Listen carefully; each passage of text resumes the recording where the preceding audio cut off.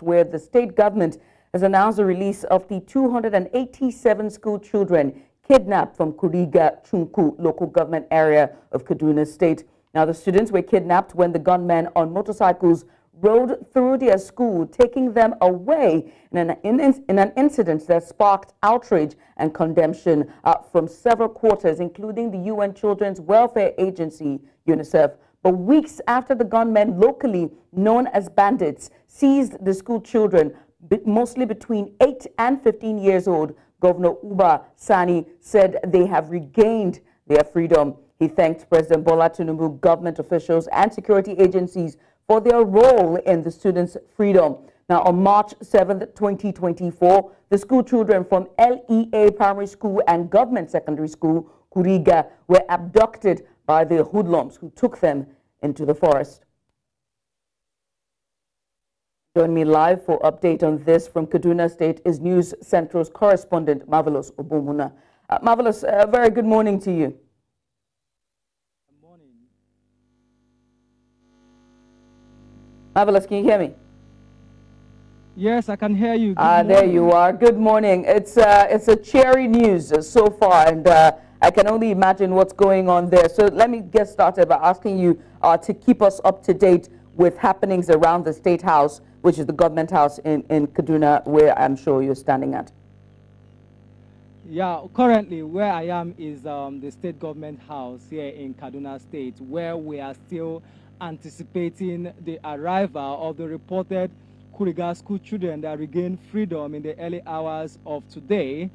For now, activities here are still on a low key. We are just still waiting the arrival of the State Governor Obasan, who is coming back from Abuja this morning.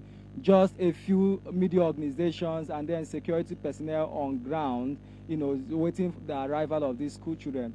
And just like you mentioned, it is a celebrative move, just like the governor mentioned in his statement that Kaduna State will be celebrating today. So for now, just a few meters away from the government house, we're hearing some celebrations, people blowing trumpets, hitting the drums, all in a celebrative mood because of these school children have regained freedom. But we've not seen them yet. We are still expecting their arrival. But as you saw on the governor's statement this morning, he attributed and expressed, happiness and thanked the president, Bola Ahmed Tinubu, the national security advisor, and of course the military hierarchy for ensuring the release of these school children unhurt. And I understand that you said that everyone, the pressmen there, are still waiting for the governor as well as the school children, right?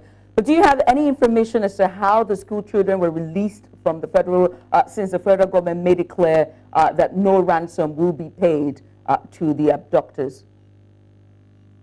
Well, that information is not known to the public yet, but once the governor arrives, I believe that question will be thrown. He's in a better position to tell us if a ransom was paid or those children were released. We don't know for now till he comes. He will be clearing the air on that aspect. And to the children, would they be, do you think they would bring them to the government house there? Like, how soon would the children be seen by the public, by what you can see on ground there? Sorry, can you repeat that question? I was saying that since the governor is not yet around and you said that the children is not there yet, how soon would the children be seen by the public? Do you think that the governor would, come with the kids as well, or would it just be a press conference between the pressmen and the governor? We don't know yet, but what we learned is that the governor is a bit close. I think he has arrived Kaduna town, so he's probably making his way into the government house. And maybe when he arrived, probably the children will be brought to the state government house where they'll be debriefed and, of course, given the necessary Medicare and other assistance that will be given to them to help them, nurse back to life. Marvelous, thank you so much. We will still come back to you for more updates on that, but well done. Thank you. My pleasure.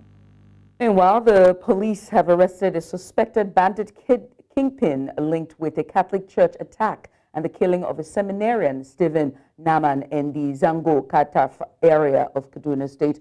A Kaduna State Police Command says it arrested the suspected mastermind of the September burning of St. Raphael's Catholic Church at Fadan Kamanta, during which the seminarian was killed.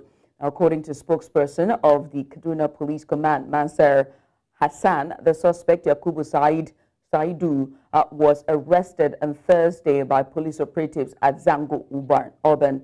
Now, the police in a statement on Saturday said the suspect had also confessed to his involvement in the attack and the killing of the seminarian, and that one of his gang members from Fadan Kamanta facilitated the assault and is also on the run. Still on security matters, the Nigerian police force has confirmed the deaths of 6 officers killed while investigating the disappearance of 3 of their colleagues in Delta State. Now, the force's public relations officer, ASP Olumutiwa Adejobi, disclosed this in a statement on Saturday. Adejobi added that 6 other officers are still missing and that 5 suspects have been arrested in connection with the killings. The FPRO identified the deceased officers as Inspector Abe Olubumi, Inspector Friday Irorere, Sergeant Kadan Elisha, Sergeant Akban Aniet, and Sergeant Iyari Paul, as well as Sergeant Ejimoto Friday. He also identified the missing officers as Inspector Onoja Daniel, Inspector Onogo Felix, and Inspector Emmanuel Okorafo, as well as Inspector Joel Hamidu, Inspector Moses Odofi, and Sergeant Cyril Okorie. Still on security issues, the personnel of the Nigerian Army have killed no fewer than 5 terrorists during clearance operations in Borno State. The clearance operations by combat team on Friday resulted in the rescue of 78 kidnapped victims, comprising of 35 women and 43 children. 6 villages where the terrorists were operating were successfully cleared by the troops. Now, the villages cleared are Nguru Soye, Sabongeri, Mara Mir 1 and 2, Bula Dalo Extension, Yamanchi, and Gargachi, all in Borno State. And a statement on Saturday by the Director, Nigerian Army Public Relations, Major General Oyema Nwanchuku, said that the feat was achieved after a fierce gun battle with the terrorist. Now, away from security matters, students of the Nasarawa State University, KEFI, have described the stampede which led to the death of 2 students of the university as unfortunate during the sharing of rice palliatives in the school by the state governor. Now, some students say the stampede was caused by the impatience of students who have been waiting since as early as 3 a.m. for the distribution to begin. Amadin Uyi visited the university and tells us more. Shocking images from the Nasarawa State University, KEFI, as a palliative distribution of rice for students turned sour. Many students were seriously injured and about to lose their lives. The incident started when they said the governor of Nasarawa State, which is A.A. Sule, wanted to share a palliative to help the student, which is to assist the student. But it was supposed to be shared on Wednesday, so they postponed it to Thursday. These abandoned footwears belonged to students involved in the stampede. Each has its own story to tell. However, information from the school authorities say that the sharing of the palliatives was already thought out. About 8,000 bags of rice was supposed to be given to about 4,000 students. Now, the students were meant to come in through this entrance into the convocation arena, get their bags of rice, 2 per student, a handshake from the governor with a token of about 5,000 naira.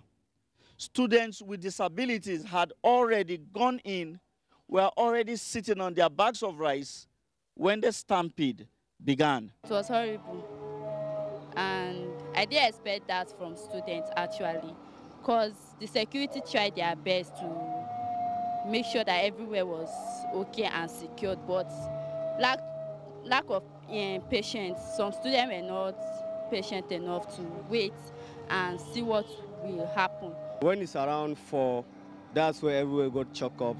So before morning, people were like trying to break in. So when the security outlet cannot manage the student population, so that's when everything started. I expected that an event like this will come up. That was why when I noticed the stampede and everything, I just moved back. The students forcefully entered the place and started packing it, and there was crowd. And the crowd led to some people, when they are falling down, they were not able to stand up. So people, the crowd, the people that were coming inside were just stepping on them and to just go and carry the rice. Some students say they are still left in shock following the confirmation of the deaths of the unfortunate ones. I was disappointed, but I'm alive. I feel sad because it is not easy for somebody to leave his home for a degree program. At the end, you didn't gain anything and you still lost your life in the process. It has happened. We don't have any choice. We don't know who to blame. It has happened. It has happened. Though calm has returned back to the school campus, those who survived the ordeal will live to tell their stories. In Nasarawa for News Central, I am Amadin Uyi. A very unfortunate incident there at Nasarawa University. Our hearts go out to the family and also may the deceased rest in peace. Welcome back. In Nigeria's Borno state, the government has commenced construction of a third flyover in the state capital, Maiduguri, at the West End roundabout. Now, this urban renewal project of the Borno state government has garnered mixed reactions from its residents and commuters, as well as shop owners and entrepreneurs around that area. Now, News Central's Umaru Kirawa completes this report. One of the busy areas in Maiduguri, the Borno state capital, the West End roundabout, which connects Baga Road, Custom, Shehu Lamini Way, and Kashim Ibrahim Way.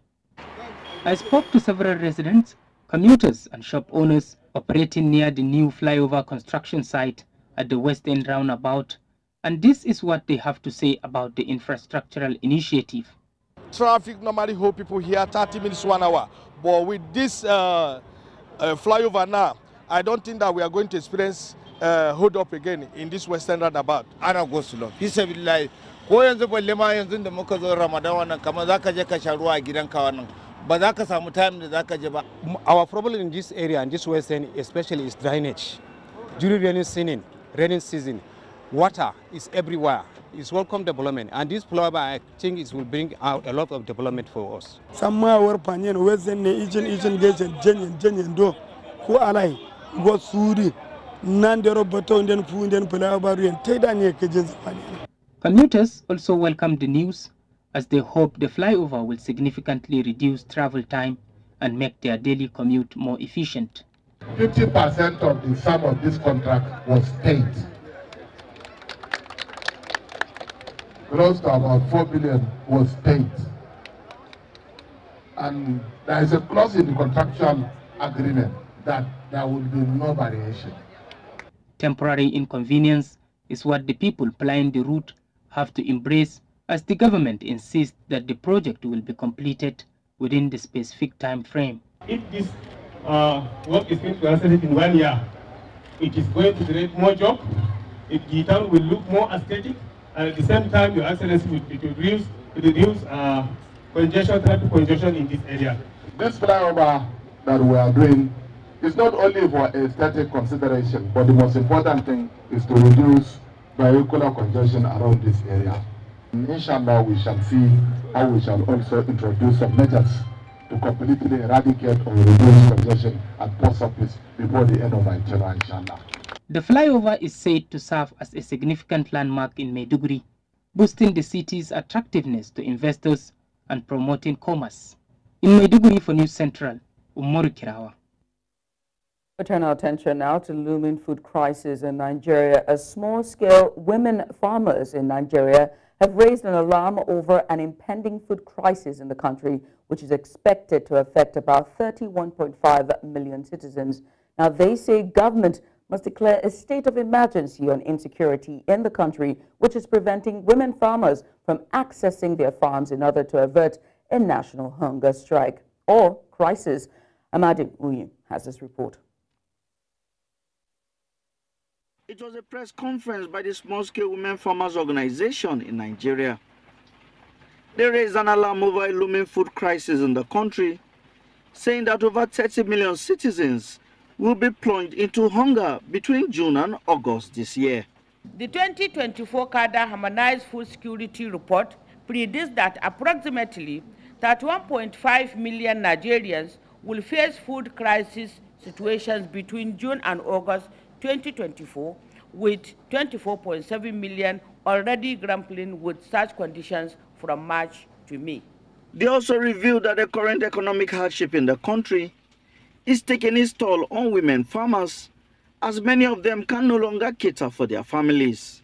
The conditions of livelihood of most smallholder women farmers are deteriorating, reaching a point where we struggle to provide food, access healthcare, and afford our children's education. They are calling on government to provide grants to women farmers to help them avert the incoming food crisis. Grants and credit should be provided for small women farmers to avert current food crisis in Nigeria. Government should promote gender-sensitive approaches to climate change adaptation and resilience building, recognizing the differential impacts of climate change on men and women in agriculture. They say government must declare a state of emergency on insecurity in Nigeria, which is preventing women farmers from accessing their farms. In Abuja for News Central, I am Amadine Uyi. There are strong indications that the price of liquefied petroleum gas LPG, known as cooking gas, may rise further over the domestic supply gap. Cooking gas currently costs between 1,200 naira and 1,400 naira per kilogram across the country, and there are fears that the price may rise further due to scarcity, which marketers attribute to supply interruption. Liquefied petroleum gas LPG, aka cooking gas in Nigeria, is cleaner than other fuels such as kerosene, firewood, or charcoal. It does not produce smoke, soot, or ash, unlike these other fuels, which emit harmful pollutants that can cause respiratory problems, eye irritation, and environmental degradation. But in recent times, the rising cost of liquefied petroleum gas seems like it will force the people to revert to the days of charcoal and kerosene. I bought gas last December, at the rate of 11,000 plus or so, yeah. So presently now, I don't know the cost of gas at the moment. It has not been cost effective at all, because it keeps changing, like every 2 weeks to 3 weeks, it keeps increasing. So it's not easy. Formerly, we used to buy it in the cost of 600, 700, but now it has gone to 1,000, 1,004, 1,005. So it's difficult for me to afford it. According to our market research, the average price of cooking gas per kg in Lagos, Nigeria today is 1,300 naira. This means that if you want to refill a 12.5 kg gas cylinder, you will need to pay 16,250 naira on average. However, this price is not uniform across the country and may differ from one filling station to another, which makes one wonder what factors exactly are responsible for these price fluctuations. For a couple of months now, we've been seeing that gradual increase. The main reason that I can tell for the increase of gas prices is the long winter that they've had in some parts of the colder parts of the world, Europe, America. They are just beginning to see the winter abate a bit. So maybe we'll see some cheaper prices, because we all pay virtually the same prices for gas in the international market, and they need it for to warm their houses, warm their offices over there. So our exchange rate crash, of course, has really pushed the prices. But if you look at it, the annual gas prices around November to March, it's almost the same thing. It's because our currency has really crashed. That's the most reason why we are paying so much for LPG. In the midst of the current economic hardship, the cost of cooking gas is one extra item Nigerians would definitely not want to add to their growing list of worries. In Lagos, for News Central, Bettina Unwili. We turn our attention now to health news as the Delta State government, South Nigeria, says it remains committed to repositioning the state health sector for quality service delivery as encapsulated in the government MORE agenda. Now, this comes as the state begins an awareness campaign ahead of the human papilloma virus vaccination flag-off exercise across the 25 local government areas of the state. News Central's correspondent Austin Azu brings us these details. The human papillomas virus is a common infection, mostly spread through oral sex and can affect different parts of the body. Only high-risk forms of the virus can progress to cervical cancer.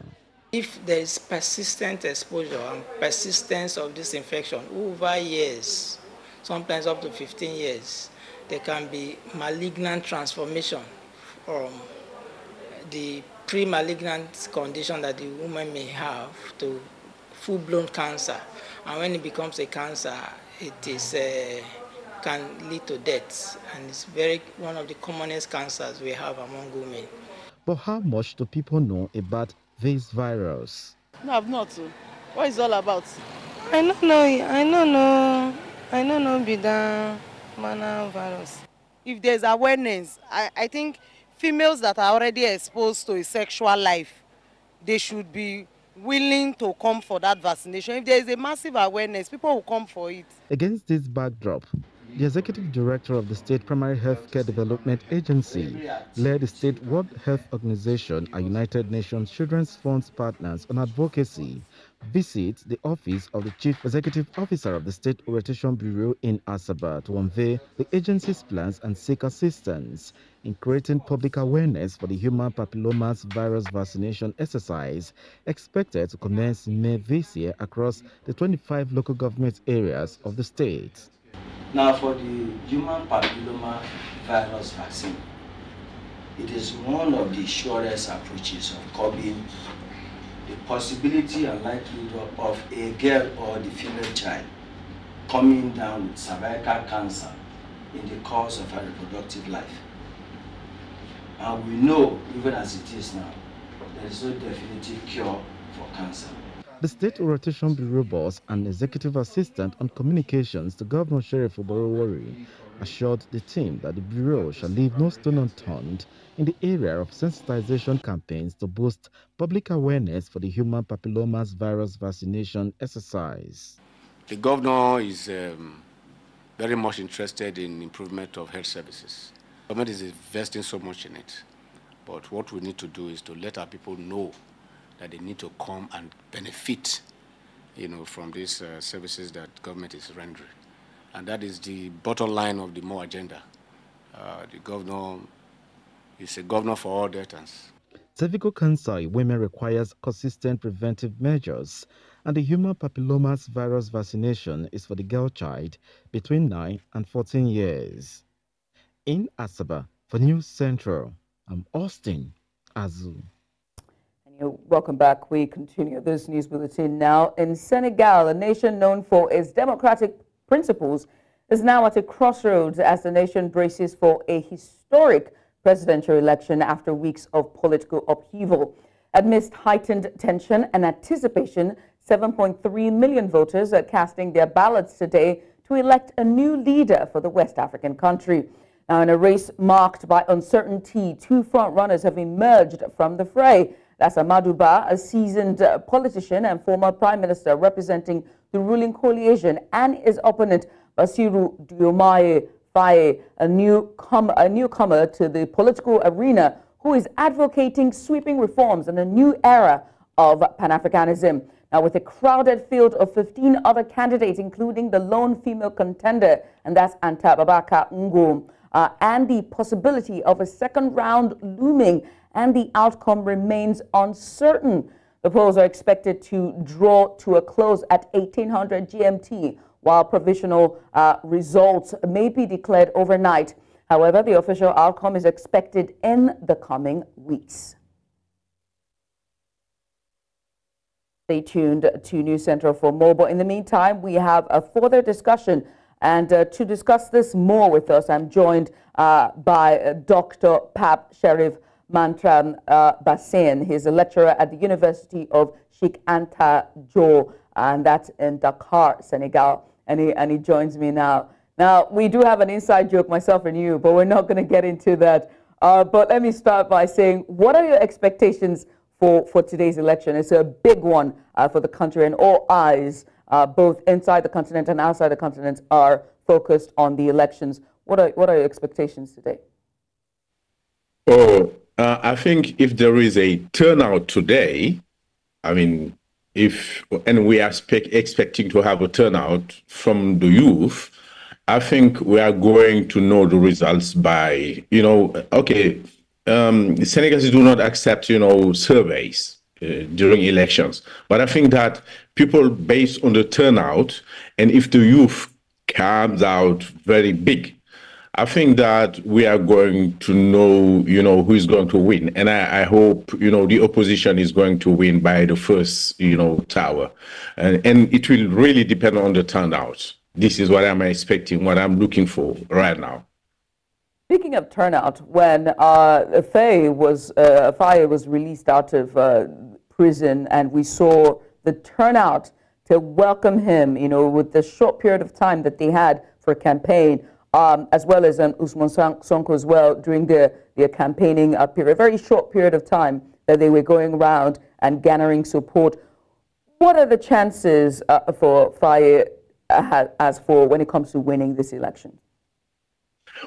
Yes, and okay, right now, it's if the youth, because it's about, okay, let us be very cautious. It's about 37% of the electoral, mass. And I think if that youth, that we have seen when Sonko and Jomai were afraid, if that youth, come out today, as I said, if we see them around, the ballot offices, I think that people will be, even the opposition and Usman Sonko and Jomai as well, they will be very optimistic. And for sure, this is the youth, this is the election of the youth, but it will depend on their appearance, on their accepting to come out and vote. And indeed, there is something also we have to pay attention, because people are saying that about 56% of those who has registered, the new registered, did not collect their cards. So what does it mean? We also have to pay attention about it. Is it the youth? But we have also to take into account the fact that many of that youth migrated. Maybe those who did not go and collect their cards are those who tried the migration. And this is also a parameter we have to take into account. But anyway, I think if many of them come out today, I'm sure the opposition have the right to be optimistic. Two things I took away from your answer. Number one was the turnout of the youth, right? And number two is that the fact that if the youth do turn out, there might be a chance for the opposition. But with how close the election was announced and the little time people like, Usman Sonko and Diomaye had chance to, garner for votes and sort of campaign, do you think that the contenders have enough time? Did you think that they had enough time to convince the electorate, so to speak? Here is my hypothesis, and I said that even if they stayed in prison, people and the youth, indeed, are ready to vote them out of prison. So the short time they took and the strategy they have implemented, just Usman Sonko, who is from Casamance, took Bassirou Diomaye to Casamance to present him to the people, to the Senegalese. And because he's just like he introduced him to his people where he was the mayor and tell him, I am Bassirou Diomaye, you have to vote for him. Once they came out from Casamance, they decided to separate. So Usman Sonko goes to the north, and Basiru Diomaye stayed in the middle, where his ethnic group, let me say it like this, his historical ethnic group belongs. So he campaigned in the middle. Usman Sonko was from the south. He went to the north, where his mom is from, to convince those people to vote for him. So strategically, we have two people who are running for one person, and they have this game to, the gap they had when they was in jail, within 1 week, they succeeded by the strategy, by dividing, after Casamance, to divide in two, to campaign in the whole country. This is the strategy, and it paid. And I think they are there is even people contested the fact that we are seeing in the campaign, which was forbidden, two people campaigning for one person. And those people were seen as the same, but we know that the election was about one person. But the campaign as Usman Sonko is Diomaye, and this is very successful. So the time reduction, they succeeded in doing it very well, and I think it will pay. Well, all eyes are on Senegal at the moment, and can I just say that is very fantastic strategic planning when it comes to just campaigning for the elections. But Doctor, thank you so much for coming on. I appreciate you for doing this with us. Thank you for having me. Thank you. And we move on now to Somalia, where the government there says security forces arrested 16 suspects in connection with the SYL hotel attack in Mogadishu. Now, the attack, which began with bombings, followed by gunfire, targeted the SYL hospital, which is frequented by high-profile government officials and business people located near the presidential palace. Information Minister Daoud Aswi said the suspects arrested included mastermind Abi Nasir Dahir Noor and 4 others linked to vehicles used in the attack. The Al-Qaeda-affiliated terror group Al-Shabaab claimed responsibility for the attack and said its terrorists stormed the hotel following bomb explosions and gunfire.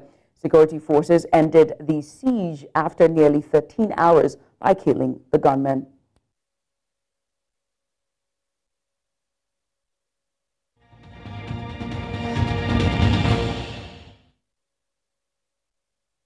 In the wake of Friday's evening's massacre at the Crocus City Hall in Moscow's northern suburb of Krasnoyarsk, rescue workers are tirelessly shifting through debris, removing bodies from the charred remains of the building. The attack, claimed by the Islamic State group, has left at least 133 people dead, marking it as the deadliest assault in Europe. Amidst the devastation, the spirit of solidarity shines bright as queues of blood donors form outside hospitals across Moscow. Citizens are stepping forward to offer support and aid to the victims of this violence. Meanwhile, Russian President Vladimir Putin has assured swift and severe justice for those responsible, labeling the attack as a barbaric terrorist act. As Russia mourns the loss of so many lives, questions loom about how such a tragedy could occur and what measures will be taken to prevent future attacks. And in a show of solidarity with Hong Kong residents, around 100 demonstrators have converged outside the British Foreign Office, voicing their opposition to the newly implemented national security law, dubbed Article 23. Now, this law, which came into force on Saturday, carries severe penalties, including life imprisonment for offenses such as treason and insurrection.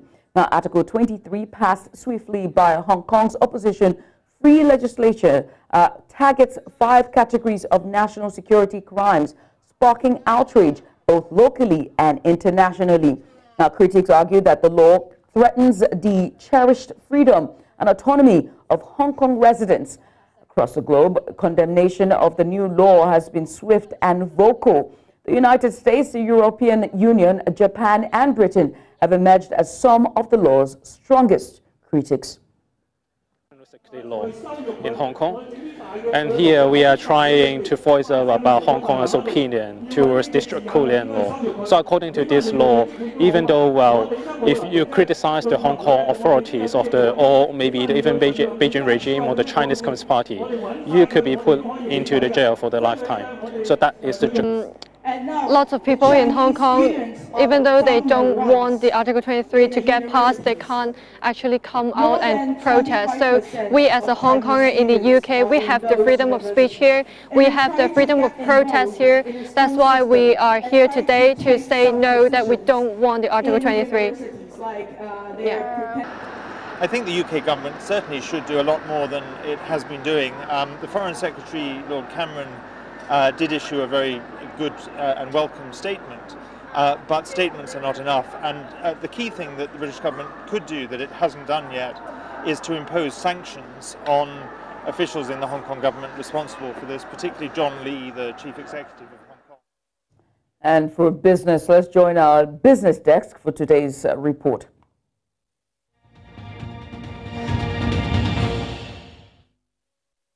Nigeria's minimum wage, the benchmark for money receivable by workers in Africa's biggest economy, at 30,000 naira and in some states 18,000 naira, is the lowest among 7 selected countries across Africa. A finding has shown, using an average of 1,500 naira to a dollar exchange rate, a Nigerian worker goes home at the end of 30 working days with a meager $20, an amount not enough to afford a half bag of rice in the present economy. Meanwhile, as at 2023, workers in Seychelles, Libya, Morocco, Gabon, South Africa, Mauritius and Equatorial Guinea have $456, $325, $315, $256, $242, $240 and $224 respectively as the minimum take-home at the end of the month. Ghana's headline inflation accelerated faster to 5.6% year-on-year in February from 5.3% in January 2024, which is slightly above market expectations of 5.5% year-on-year.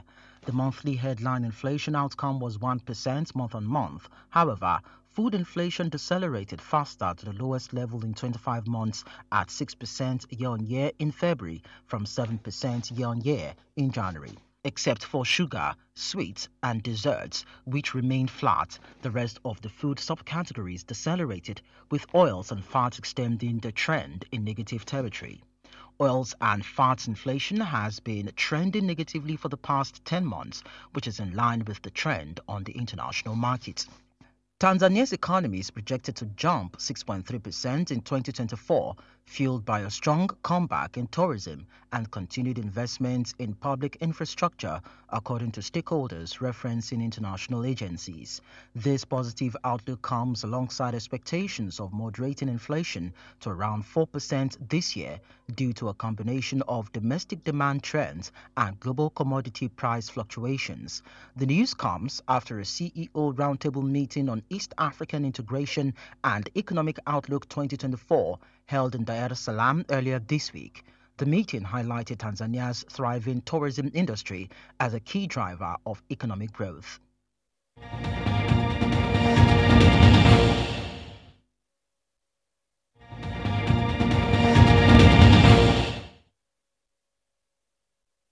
And on to sports, as the 2024 Olympics gain preparatory momentum, 4 Nigerian wrestlers have joined Udunaya Adekuruye to qualify for the Games in Paris. Now, Tokyo 2020 Olympics silver medalist Blessing Oburududu booked her place at 2024 Paris Olympics after a 2-0 pinfall victory over Oleg Tarkong in the 68 kg.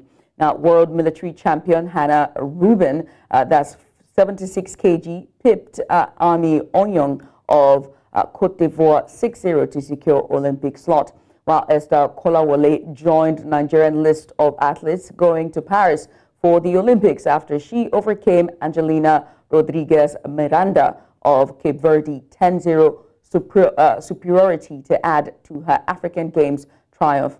African Games champion Christina Ogunsoye has also overpowered Egyptian Sharma Ataf Baraka at 10-0 superiority to secure qualification.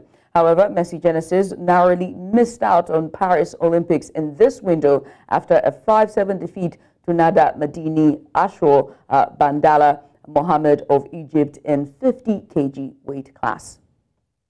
And on to African Games. With the 2023 African Games coming to an end in Accra, Ghana, it was all smiles in the camp of Team Nigeria as the Sports Ministry under John Eno started payment of allowances and bonuses. Now, according to the minister's aide, Diana Mary Nsen, the ministry has started the payment of cash. Individual gold, silver, and bronze medalists will get $3,000, $2,000, and $1,000 respectively, while double gold, silver, and bronze medals winners, are entitled to $5,000, $3,000, and $1,500 respectively. Also, gold, silver, and bronze medalists in team sports of up to 6 athletes are to receive $6,000, $4,000, and $3,000 respectively. Gold, silver, and bronze medalists in team sports with 12 athletes and above will get $12,000, $7,000, and $5,000 respectively.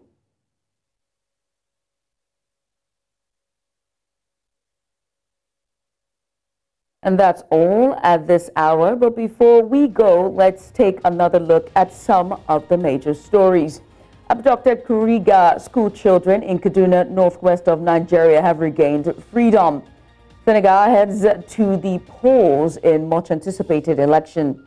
And finally, we told you that 16 suspects have been arrested in connection with the Somali hotel attack. Now remember that you can send your eyewitness report to the WhatsApp number on your screen. And make sure to go follow us on social media. We are at News Central TV. And you can watch News Central live on DSTV channel 422, Star Times channel 274, Avo TV, and YouTube. Many thanks for watching. I'm Judith.